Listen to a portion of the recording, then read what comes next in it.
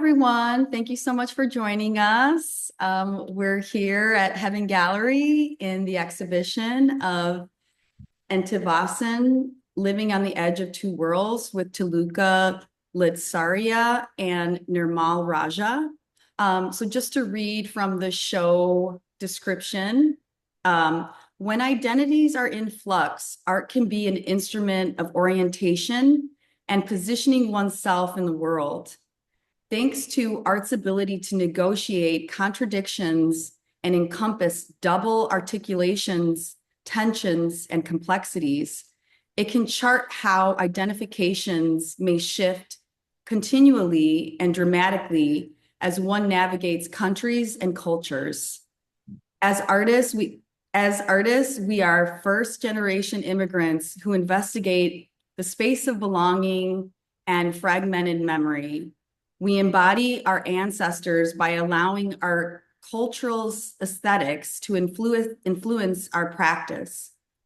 We balance our dual identities while preserving our legacy for future generations. Together, we intentionally curate mixed media work that mine our personal archives and memorabilia tugging at our matrilineal thread, connecting individual and shared histories. Whether drawing on family heirlooms, inherited handmade items, or things spotted in South Asia alone, we aim to show how repurposing and restaging can be a vital means for ensuring our stories survive, acknowledging that mapping is an act of power. Our work bypasses borders and makes connections between flora, land, and mutability of identity. On a more utopian note, we hope that by drawing on artist sensitivities to the complexities of human relations, this exhibit will contribute to the development of a more empathic and reciprocal understanding of the conditions of migrants in receiving countries and help expand our knowledge of how migration contributes to profound and often conflictual transformation of society, as well as its overall plurality and richness. And so we would like to introduce Tulika Ladsariya, is an interdisciplinary artist, frequently drawn to objects associated with traditional women's work, using domesticity and nurture to discuss fragility, femininity, identity, and personal history. Her practice evolved from painting to ceramics and mixed media installations as she began to focus on domestic objects in her feminine sphere. Handwork and gardening became totems of the small everyday ritual that ground and center women's lives. Born in Mumbai, India, and living in Chicago, US, her work is an exploration of her layered identity as an Indian-born woman, a first-generation migrant, and a mother. And then I'd also like to introduce Nirmal Raja, is an interdisciplinary artist who recently relocated to Cambridge after living and working in Milwaukee for 24 years. Raja had lived in India, South Korea, Hong Kong before immigrating to the US 30 years ago. At the core of her practice is a solid resistance against being defined, whether as a reaction to growing up in traditional Indian household or the Orientalist expectations of a Western audience, or the demand of formulaic consistency in the art market. She strives to exist on the edge of what is expected. This comes through her experimental practice, wide open curiosity, varied interests, and response to life's complexities. She collaborates with other artists and strongly believes in investing energy in her immediate community while also considering the global. She periodically curates exhibitions that bring people from different cultures and backgrounds together. Thank you both for being here today. Thank you for having us. And that intro, thank you so much. So I think the way Nirmal and I wanted to take this forward is just show some slideshow presentation of what the show looks like to those who might not have seen it yet, and kind of talk you through our connections and stories. And if you have any questions, please feel free to throw them in the chat. So I'm hoping that I'm able to share my screen at this point and you can see the presentation. So this is, interesting. Got it. A little bit about me. I was born in Mumbai, India. I like to think of myself as a nurturer, a caregiver, and a community builder. I am a transplant from a culture, and I always feel like a misfit when I'm here. New experiences and experiments are really core to my practice. I feel most at peace when I'm using my hands and I'm mindlessly making. I like to think of myself as more than the roles that I play. I read this little quote that I love repeating, that I wish that my life was more than a chapter in someone else's book and my own story. And that's what my art practice is all about, kind of putting down my own story. What I like to do when I'm not making art or while I'm making art is listen to podcasts, music. I love making meaningful connections in my community. I love cooking for others, and I love going for long, meandering walks with my daughter. So this is a quick little walk through the show. It's a little video that I took, and I'm going to kind of just share it. And this is the same statement that Alma just read. We applied with this statement. Nirmal and I met as artists through a group that was formulated called Praxis, which has 11 women artists working in Chicago and the neighboring areas. Sorry, I don't know if I can mute this. There you go, that should help. And Nirmal and I met through that group, and I can't speak for her directly, but I was immediately drawn to her work because we both had so many threads that tied our work together, whether it was the use of maps, the veined nostalgia in our practice. We both seem to be drawn to nature in a certain way and using that as a metaphor to say a lot of things that we want to say with our work. So it was really wonderful to find someone whose work spoke so closely to me. And I knew the first time I saw her work and did a studio visit, she also makes these little bricks. I was writing on bricks at the same time. The maps were a constant entanglement that we both kind of felt in our work. So I did have this notion that I want to always show with her. So it's kind of a wish come true. Thank you, heaven, for giving us that chance. But that's kind of what the show looks like. And if you haven't seen it, it's up till December 8th. So, and if you're going to see it, please feel free to drop a message for me. So I would love to come and join you while you watch it. Some of what Alma read was part of my bio, but I wanted to read one part out loud, which was about my practice, which is deeply rooted in the tangible, where gardening, pottery, foraging, weaving, quilting, all traditionally gendered activities. I kind of think them as radical care for myself and those around me, and think of my work as a very hands-on approach, where each gesture speaks to a larger ecosystem of nurturing. I feel like where we are in the world at this point, that nurture, if given correctly, can be instrumental in changing how everybody thinks. And I obviously started feeling that way after being a parent. You think you're responsible for shaping the next generation and what the world would look like. So that kind of wove itself into my practice as well. Finding myself in between two worlds and where this exhibition title came from. I think it's very easy when you live away to kind of have a more sense of Indianness. And in this particular work that I started, I think I moved to the United States in 2009, and I kind of completed the journey of making this piece 12 years after moving here. And in this work, I titled it Moon Rotis, 12 years as a migrant, and I showcase a dial of rotis. Roti is an Indian bread, and each one represents sort of 1 year of me being a migrant in this country. It's also a tell on motherhood in a certain way. I took a long time to have a child after I was married, so that journey is kind of portrayed in there.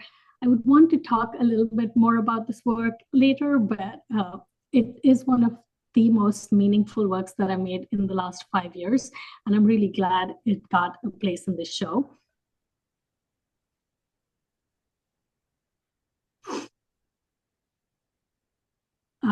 This is another work in the show. Each one is titled by itself, but it's kind of rite of passage or neti neti, neither here nor there. It was made during the pandemic, where being a migrant really felt being very disconnected from home and land. I think so much was snatched from us at that point, and just not being able to traverse borders just became so painful in a way that I'm bringing up a young child who is being devoid of that experience of being Indian. And I started making these boats and putting my mother's embroidery as texture in the boats. It felt like the boats were a keepsake of these memories and things that I hold precious from my homeland.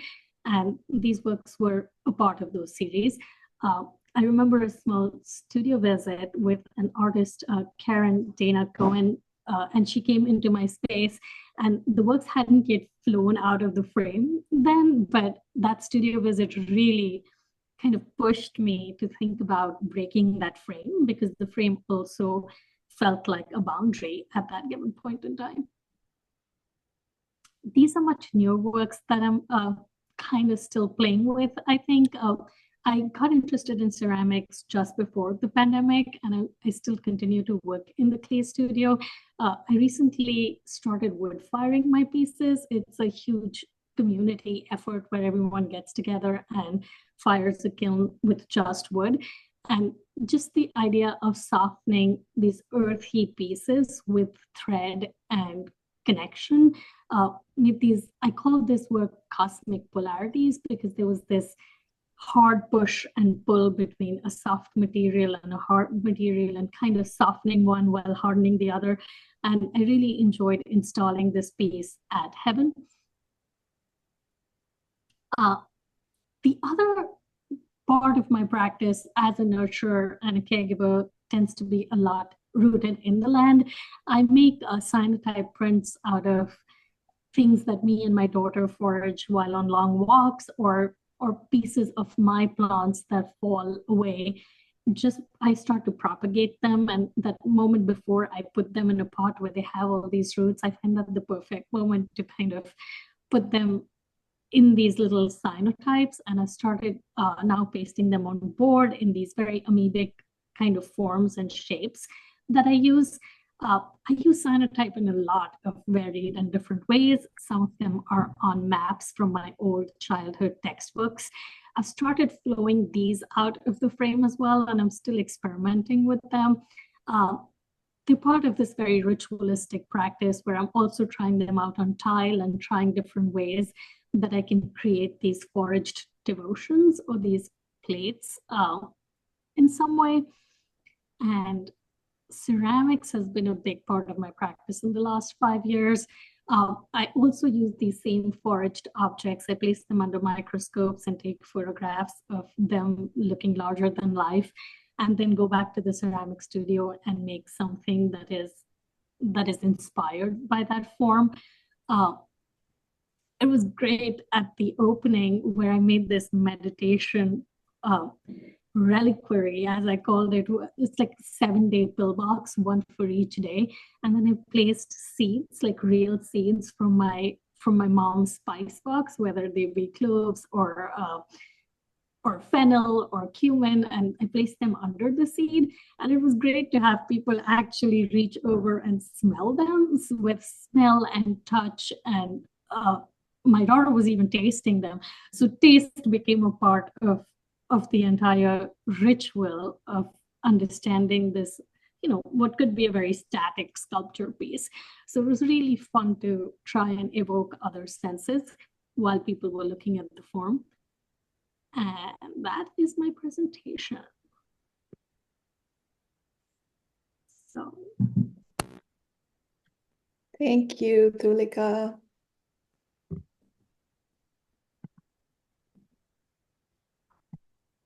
All right.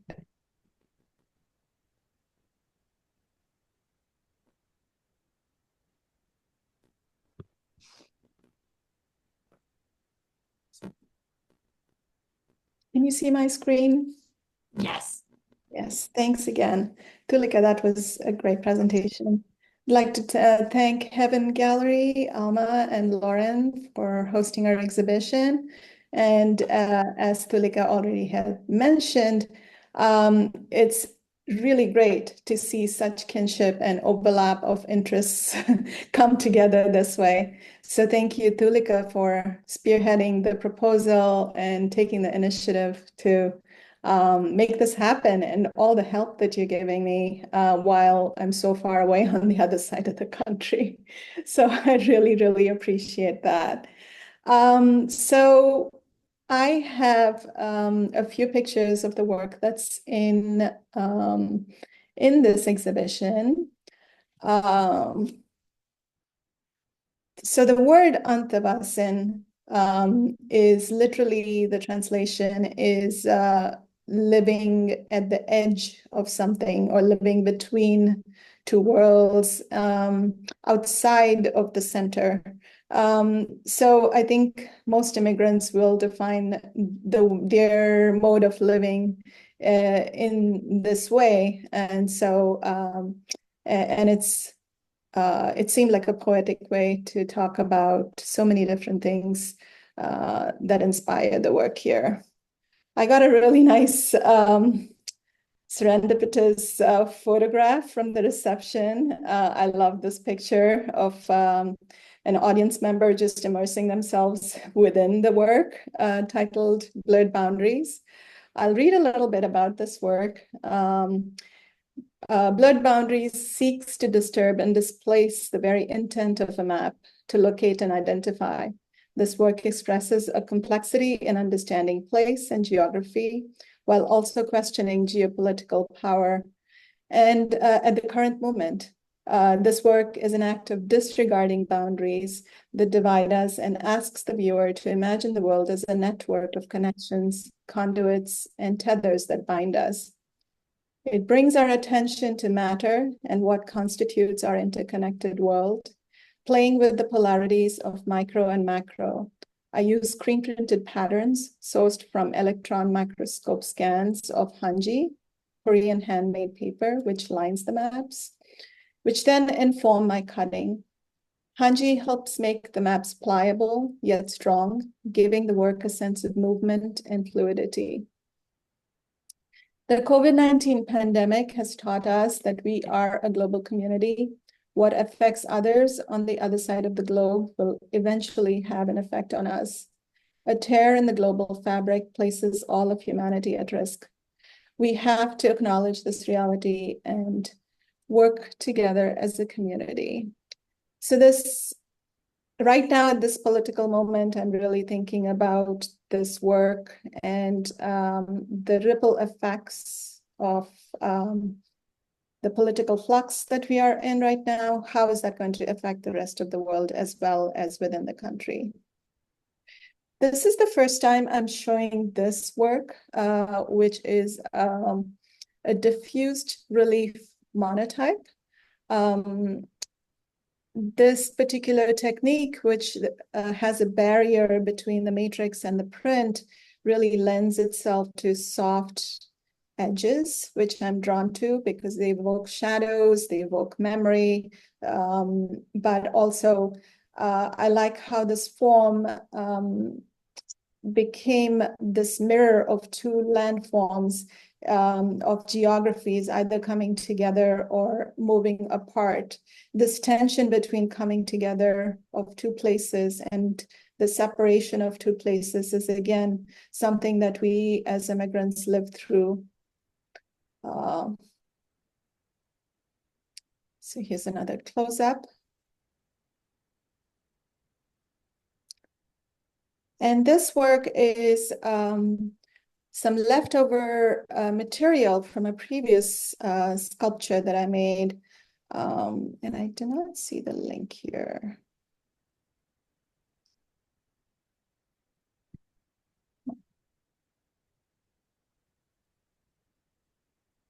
It was part of a sculpture I made a few years ago, right during the pandemic, after the Black Lives Matter movement, about internal walls that we raise, but also how the wall itself can be either positively viewed as a system or a structure, but also negatively being dismantled brick by brick or put together brick by brick, and how this action of building a wall or taking down a wall is a continuous process of building a nation and building a power structure or taking down a power structure. And it recalls, it's set on a loop, so it's like a continual effort of labor and how much labor goes into building a community. So this is a close-up of these bricks, which are both cast together with fabric and plaster. I was new to sculpture at that time, and one of the audience members, actually, Jill Sebastian, helped me build the mold boxes for this. So I really appreciate that, Jill, and I'm taking these much further as time goes on. I made 101 bricks altogether. It's one of the series of my daily practice work, where I choose a certain set of materials, set up a station in my studio, and make one every day. And each series ends at 101. Here's a screenshot of the video performance where I'm performing, putting these bricks into the structure and taking it down. And this link can be found on my website. It's a 7-minute video performance, so you're welcome to go check it out. It's too long to include here. There's another work in the show, this one, which actually started with this work titled Wrapping Air in Cloth. It was inspired by my mother's offhand mention of an ancient proverb, which says, wrapping air in cloth is seemingly impossible because it's like harnessing the mind is like wrapping air in cloth, seemingly impossible. I was just so fascinated by this notion of wrapping air in cloth that I set out to do exactly that, where I dipped fabric into fabric sculpting medium and wrapped it around beach balls and took the beach ball out so to make these hollow forms. I became obsessed with it because it meant a lot of different things for me. It's about body and breath. It's about intangible things that we carry with us. It's about loss. So I keep making these forms in many different materials. So this particular one is stiffened fabric, wax, and paint. This is what is in Heaven Gallery right now. And I also made these with burlap dipped in porcelain slip, glazed and fired. So the burlap is burnt away in the firing process, and you get this shell of the package. The last work in the show is this video titled Thread in Open Waters. And I'm just going to share like a 2-3 minute section of the video to end my talk, and then we can move on to questions.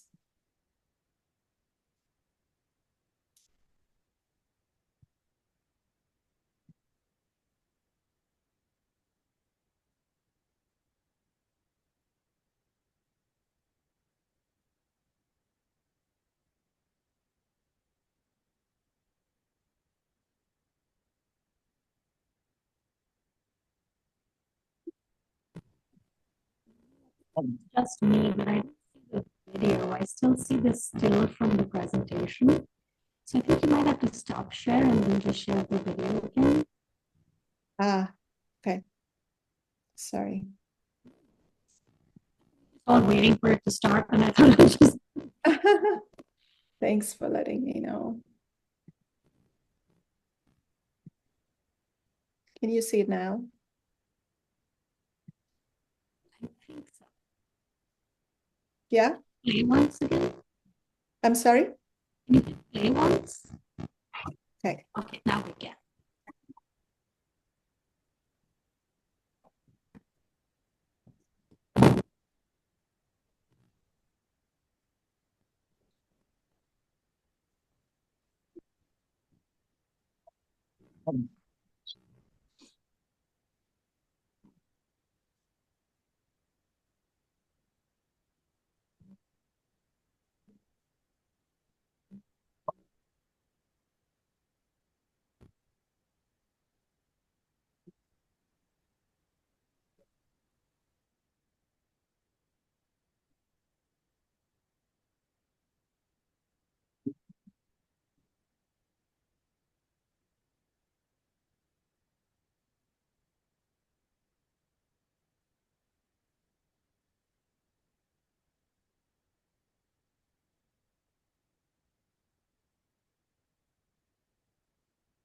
All right.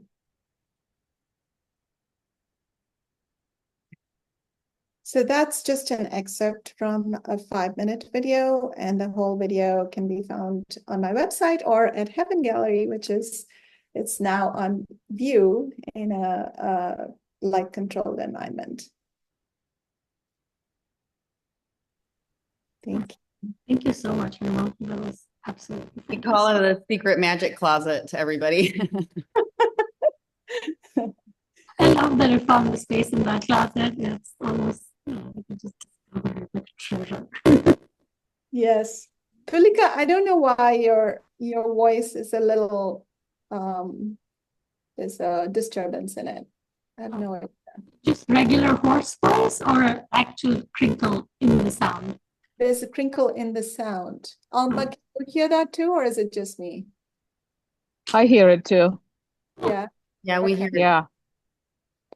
Let me Uh, see if I can switch the microphone.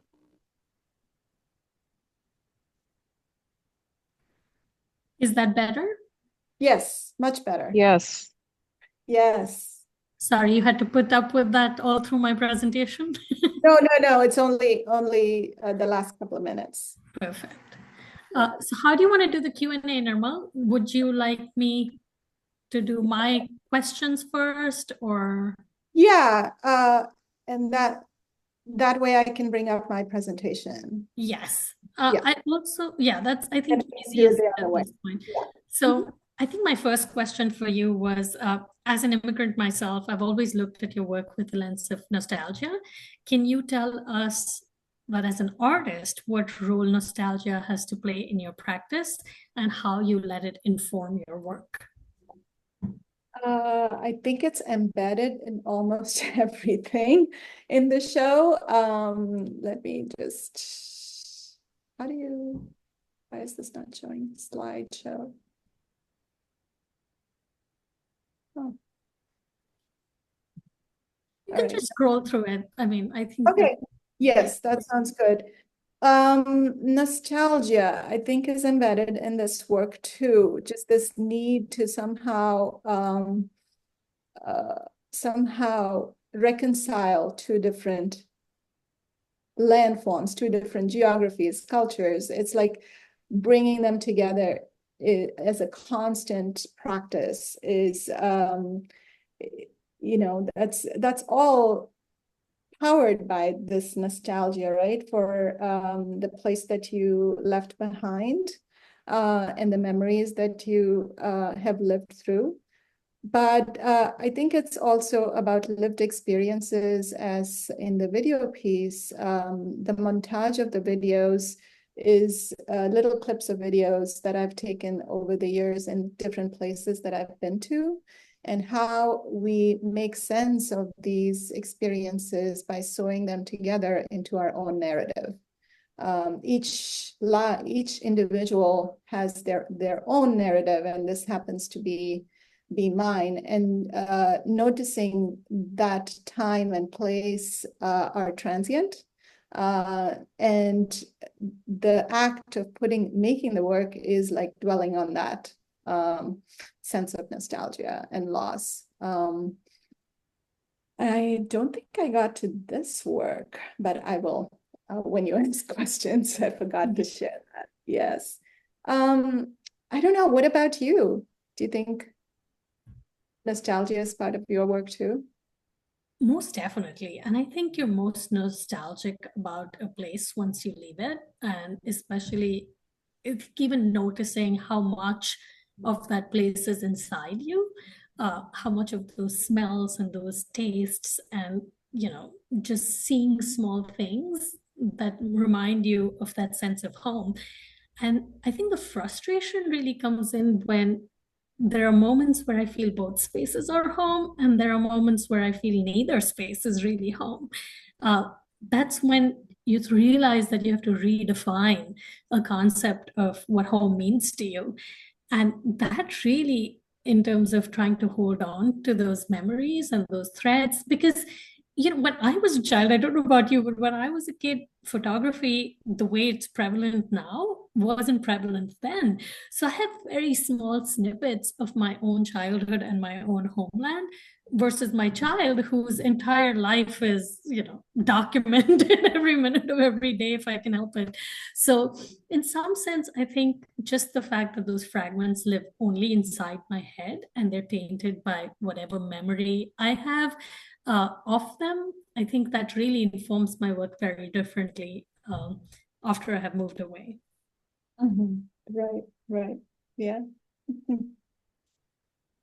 So my next question for you again was, I know you've been very busy this year with multiple residencies, with travel, and you've moved from Milwaukee after a long period of 25 years to Boston. Could you tell us how change of place affects your work? I haven't made a single thing for 6 months because I just moved, and I'm beginning to understand how important having an artist community to discuss artwork with, to be inspired by others, how much that impacts my work. And currently I'm at Vermont Studio Center for a residency, and voila, I'm beginning to make again. So it's been such a relief that I'm not done. That fear, I was like, am I done? I have nothing else to say. This is it. But then I had a breakthrough a couple of days ago. So connection to place, I think also is connection to community, and who you surround yourselves with, and what you spend time doing and talking about. In a lot of ways, my art is about responding to the place that I'm in. So that's one of the reasons it changes so much between when I'm in India to when I'm in Milwaukee or in Boston. So this continuous onslaught of sensory stimulus from each place, somehow I have to reconcile it in my head into making artwork. So it definitely is a very strong influence on my work.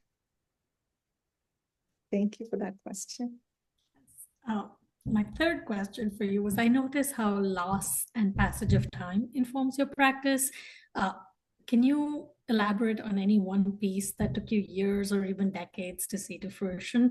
And when I throw the question of loss out there, I would really like you to show the banana peel. Thank you. But it would be great if you could talk about, hardships in making as well as that particular piece. Well, 3 years ago, my father passed away very, very suddenly. And I just left overnight as soon as I heard. And I was stuck in Chennai to help my mother for 3 months, which I've never spent that long in India after moving. And I didn't take any materials with me. And there's nothing that speaks to transience other than losing a loved one. It really makes you confront your own mortality. It makes you confront the passage of time, and how fleeting life itself can be, and how our labor is eventually just disappears once you're gone. What is the impact that we leave behind, and what happens to all of life's work? So this is what I was thinking when while mourning my dad. And banana leaves are used in Indian Hindu rituals of mourning and other rituals as well, as a surface to make offerings to the divine. So I had plenty of banana leaves around me, and I started making these intricate cuttings with X-Acto knife and just leaving it out in the sun on the patio for it to shrivel up and just decay. And I began to see the beauty in the decay as well. And so it took me hours to make each leaf cutting, and then it takes just about half an hour or an hour for it to just shrivel away in the heat of Indian sun. So these are 3 scrolls. One of them, I think this one, is in heaven. And it speaks to our life's labor and how sometimes, I don't know, how it just disappears. I'm just fascinated by that. It's like you work your whole life, and what happens to that labor is what I was questioning. But also remembering that cycle of what is born has to die, and helping being and working with my hands and making this work really helped me mourn in a healthy way. Thank you. I think my last question was, what are you excited about in the future, next year? Are you doing something that we should know about? I'm just excited that I'm making again. And I am waiting for the response to the current environment, what that inspires within me, because the last time the 2016 elections happened, it led to a major 2-year collaboration with a photographer, Lois Bielefeld, in Milwaukee. It became this massive project. And I think we as artists have to absorb and listen to what's going on, and somehow it'll come through in our work. So I don't know what that's going to be, but I'm open to contributing in some way through art making. Yeah. Thank you. See. All right, I'll let you share, Tulika.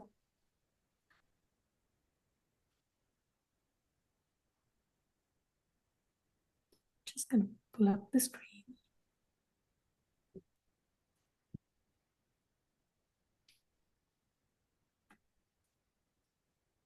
Sorry, am I sharing already? No, not yet. Ah. Oh, because I didn't stop sharing, I guess. So now you should be able to.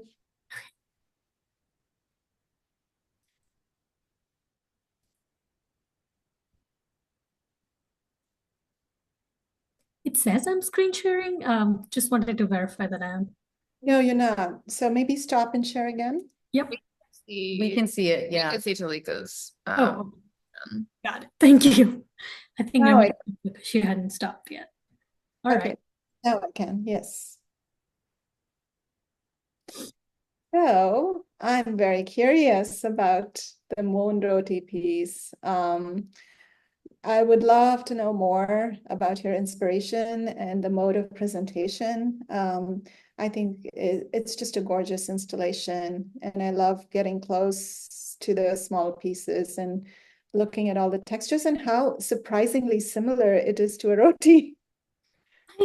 I know, right? And again, I very humbly want to say that I'm very new to ceramics. It's, ceramicists take years and years before they make anything worthwhile. But I loved the idea of hand building and the freedom it gave me to do anything I want. The roti form really came about through nostalgia. I think that was uh, in I think I started making it just pre-COVID, but there was this idea of nothing tastes like my mother's roti. And me and my daughter, who was 3.5, 4 at the time, used to, it was our attempt at sourdough in the pandemic, but we used to constantly try making handmade rotis. And then I just kind of translated that to the studio and started making that form over and over again. And it was just the glaze, the kind of underglaze I used, that the form just looked like that. And what I was trying to capture is that moment, which I don't know how many people would relate to, but when you put it directly on the flame, that it puffs up. And that's when you know you've made a good, sort of perfect roti. So that's the moment I was trying to get. So each roti is like a little puffed up ball. And the shadows that I used in here are Reina's roti shapes, which were obviously never circular. But there was this idea of your child being a shadow of you that I was trying to make happen here. And the way the install worked out is the first time I installed this was at Chicago Artists Coalition, and they had a bunch of plug points. My idea initially was to paint the entire wall a gray and then kind of build the circular form on it. But those plug points were things I couldn't paint. So that's when I kind of thought about making it an entire circle where it looks more like a clock, more like the passage of time. And if you go close to these forms, some of them have indents, which made me feel like they were moments of loss. And some of them here are snipped away, which almost feels like someone took a bite out of it. So there were all these things going on in my head when I was making it. But I don't know if I necessarily need the viewer to know all of it. You know what I mean? It's kind of fun if people do, but not really. I feel like the work stands by itself even without knowing all the intricate details of everything it stood for. Great. Wow. Thank you, Tulika. I'm just curious about your entry into clay. You said you were new to clay. So what draws you to this medium and why clay? So I stayed away from ceramics for a long time, even though I was working at Hyde Park Art Center. I kind of tried not to take classes in ceramics because I felt quite overwhelmed by the idea, because I didn't have a work permit when I started working here. So I felt overwhelmed at the idea of making something and then shipping it, because all my shows were happening in India at the time. So in some sense, I stayed away from the medium for the longest time just for practical reasons, which, in retrospect, it's kind of funny. That's the way it worked out. But there was a point where I'm like, you know what, I'm just going to do this for fun. And one of the first successful pieces I made within a month of starting ceramics was one of the boats. And that holding memory part of it, I just felt in love with the tactile nature of the medium. The other thing is, I feel I love to experiment with media, and with ceramics, there's just an endless array of things that you can learn, grow, investigate. Now I have access to a glaze kitchen as well. So the mad scientist, botanist in me, the chemist in me loves to sit and make these recipes and experiment with them. There's also the connections with the earth, the land, the planet, nature. It feels very grounded, very real, very malleable. And it feels like you're making something out of something and nobody can tell where the origin was. So in some sense, it just feels very playful. And also I've been starting to wood fire recently, which is a huge act in community. I feel like my personality is such that it feels lonely working all day long in a studio space. So I like going to a clay studio, working in community spaces, and then going through wood firing and working in a community. So it's a great way to even interact with and meet with like-minded crazy clay people. So definitely, I think it's here to stay now, whether I like it or not. Yeah, talking about nature, because clay is, like you said, is so connected to nature. And that's one of those, points of overlap between both our works, with the leaf cutting and for you with the cyanotypes. And also, I want to mention that Tulika does a lot of propagation as an art practice.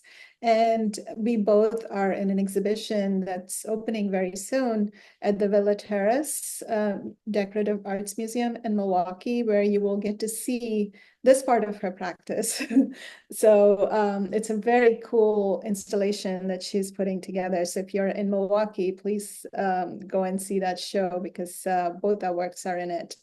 Can you talk a little bit more about the presence of plant matter and how nature enters your work? Like even the cyanotypes, the fact that light activates it is so connected to nature, right? I know, and I feel like we're always discovering new things about our own practice. I grew up in very urban environments, like Mumbai. I spent a little bit of time in London and now in Chicago, but I've always had this inherent connection to plants. My mother is a huge gardener, and I didn't realize that I inherited green thumbs from her. But the idea that my plants got huge in 4 years because I had a lot of natural light in my apartment, but then sharing them, cutting them, propagating them, foraging. And now I live right by a nature preserve and a trail. Uh, I just feel like I need to redefine my relationship with nature. Like as someone who comes from a colonized country, it's always felt so exploitative that people come in and take what they want and kind of, that's how humans have been with nature from the beginning of time. And how do we change that with this nurturance aspect of it, where we learn more about it, we give as much as we take? And even this year, I was an apprentice in a program at Urban Growers Collective where we grew herbs and created this whole new narrative about our relationship with the planet. And I mean, I have never felt so connected to the land as I did in this program. So I just feel that if I can change my narrative, that helps my daughter redefine hers. And with each nurturer and caregiver that we propagate in some way, we can slowly heal all the cracks that we're starting to make. Well, I want to open it up to questions soon, but one last question is, what's next for you? And what's going on in the studio? And is there something else coming up? Well, the studio is right now a huge list of projects that I want to dive into. So it's only the sketchbook that's getting filled up because it's been one show after another this season.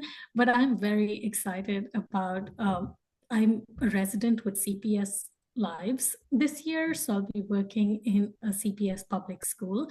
And we're doing this balance of urban environment and nature through cyanotypes and stitching. So hopefully making a massive quilt in the school. So that's one project I'm super excited about. The Villa Terrace show that you mentioned in Milwaukee, that's going to be great to be part of. And I have a solo show with NEIU next year, the Northeastern Illinois University in May. So I'm very excited to work with their greenhouse and their botany people to kind of put together a show. So these are all things in the making. So lots of great things, but I think now I need structured studio time. I can actually sit down and do it.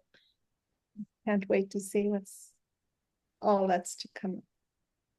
All that's to come.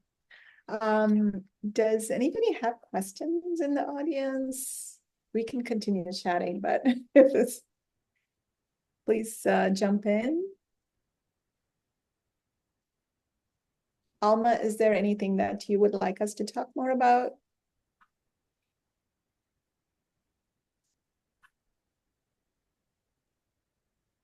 Um, so I think I mentioned in the chat, my favorite piece is the video.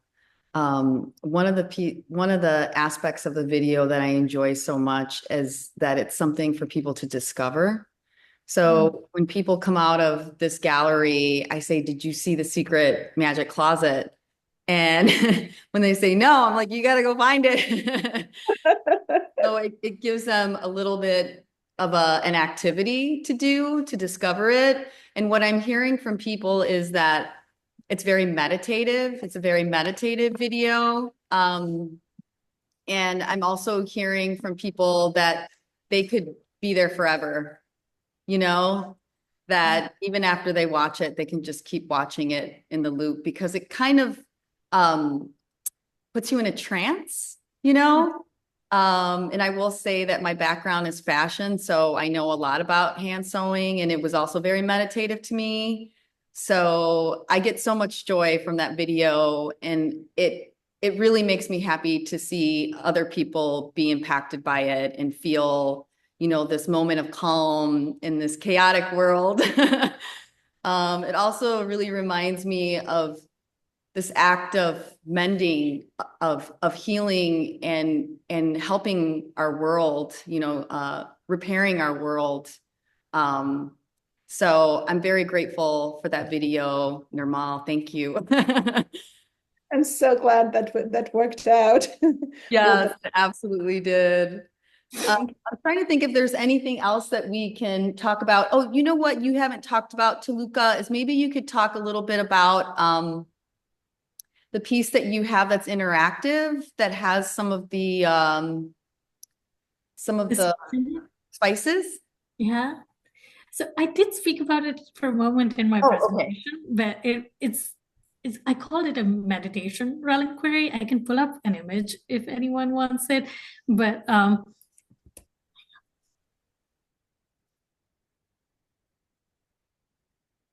it's right somewhere.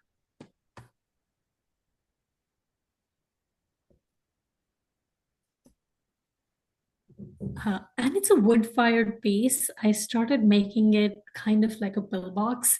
The joke was we had my mom over the summer bring some seeds from India, and I made her put it in a little pillbox so they look like pills. But so that kind of made me think about how I use seeds in cooking. I use them for growing. I use them in so many different ways, and they look so small and almost insignificant, especially seeds like tulsi. They're just so tiny you could miss them, but then you magnify them and make them large, and each of them holds something special for the person holding it and the potential for plant and leaves that can heal.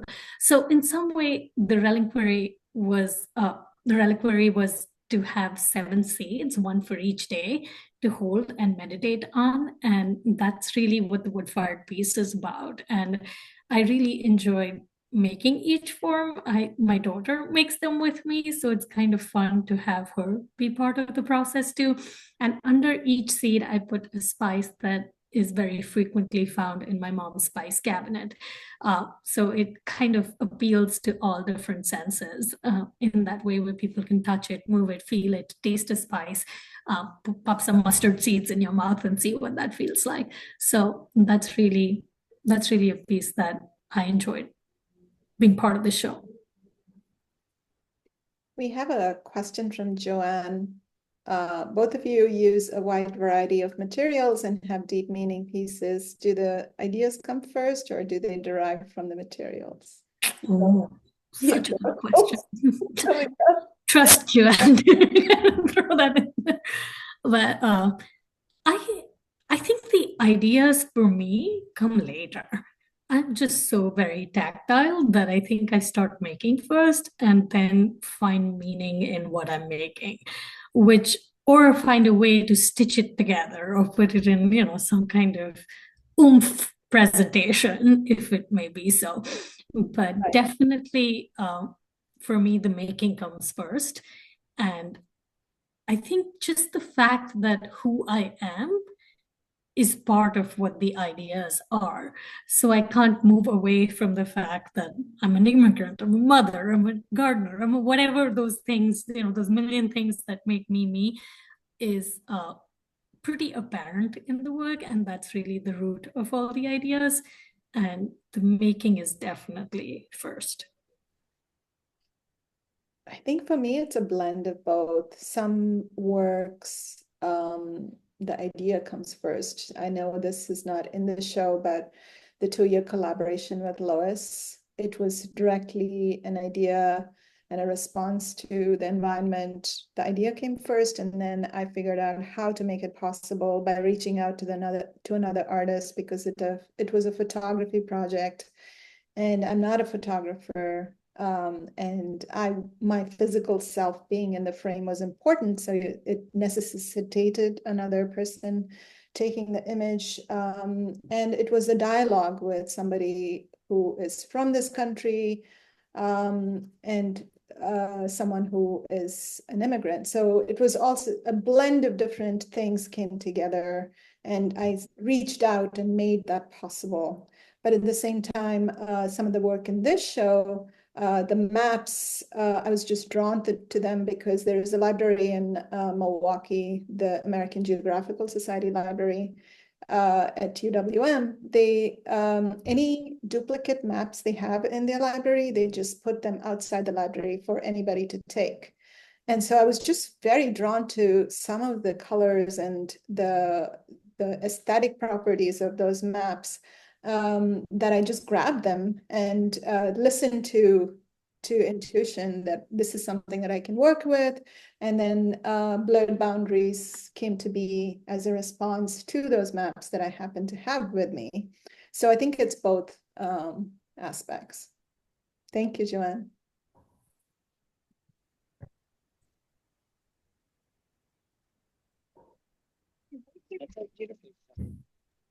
Does anyone have any last questions? Well, I don't have any questions. My name is Vinodini. Hi, Nirmal, and hi, Tulika. I am a fellow immigrant from California, and thank you so much for the amazing talk. It's very inspiring and thought-provoking. So thank you. I'm Thanks. actually sitting at a hospital parking lot before my appointment to listen to the talk. So I gotta go. Thank you. Yeah, bye. Where in California are you? She left. I am actually in Santa Rosa, Sonoma County, and I also, live near Mariposa, where near Yosemite. Have you heard about the Yosemite National Park? Okay, because I'm in Yeah. I'm in Irvine, so just wanted Oh, to, okay. yeah. Yeah. So yeah, but I know. Yeah. Okay. Oh, hi. All West Coasters. Yeah. Yes. Thanks for joining us. Yeah. Yeah, and I put my thank you in there. I mean, I can read it, but I just wanted to thank you both for such a for sharing your stories and such beautiful, moving work, which really touched me because I'm also my father, who has also passed away like 10 years ago. He was from Nigeria. So my mother wasn't, but I've always felt kind of not belonging anywhere, but then belonging everywhere, if that makes sense. So your work, both of it really speaks to me. So I'm just taking it in. And I know you spoke a bit about the materials that you use, but I am curious to know, you know, what actually attracts you to some of these materials that you use in the work. So I don't know if either of you or both would like to speak a little bit about that. That was something that was floating for me. Some of them are culturally specific materials. Like I've worked with turmeric before. I've worked with wax, spices, like Tulika has. And I think the job, my job is to make those culturally specific materials speak across cultures. So how can you make that understandable? That's the challenge of every immigrant artist, right? So the communication while using those culturally specific ideas and materials. But also I'm drawn to mutable materials because an immigrant, I think the world demands mutability. The condition demands mutability because you have to adapt, right? So one of my favorite mediums is wax because it exists in different forms. It can be a liquid, solid, that movement from liquid to solid, that malleability is what draws to me. So it depends on what material it is, but usually I'm drawn to things that have different states of being, like even plaster. Lately, I've been experimenting with plaster and fabric. Or clay, even it can be a slip, it can be solid, semi-solid, and then hard. So I love mutable materials. That speaks to our own mutability. Thank you. And Tulika? I think for me, traditionally, I've been a painter, but for several years, painting hasn't been talking to me in that way. I feel a certain weight with painting because my name Tulika means a paintbrush in Sanskrit. So I feel like we have a history, painting and me. So we'll get back together at some point, but for now we're feuding. Ceramics for me, I already kind of gave a long, convoluted explanation of how much I love it and why I love it. But the thread and the cloth has been recently calling to me a lot, just because I feel like sewing things together and stitching them together is such a metaphor for connections. So I think that's why I'm really drawn to the idea of using fabric. And the other material that I've been using for my printmaking has been old maps from my old school textbooks. So in that sense, that has that element of nostalgia that kind of comes into that materiality. I I think for me, more than material, which I need a certain level of proficiency in a material before I can put it up in a show. So there's definitely that 10,000 hours that, talks to me at the back of my head where I don't want to feel like a hack, but sometimes you just attempt things and they bowl you over. So in some ways, I feel as long as you keep experimenting, there will be magic that you'll make at some point. So in that way, I think there's always a good reason for me to choose what I'm choosing, but sometimes at that given point in time, I may not know what that is. So Thank you both. This was really a great way for me to continue with my day. So thank you.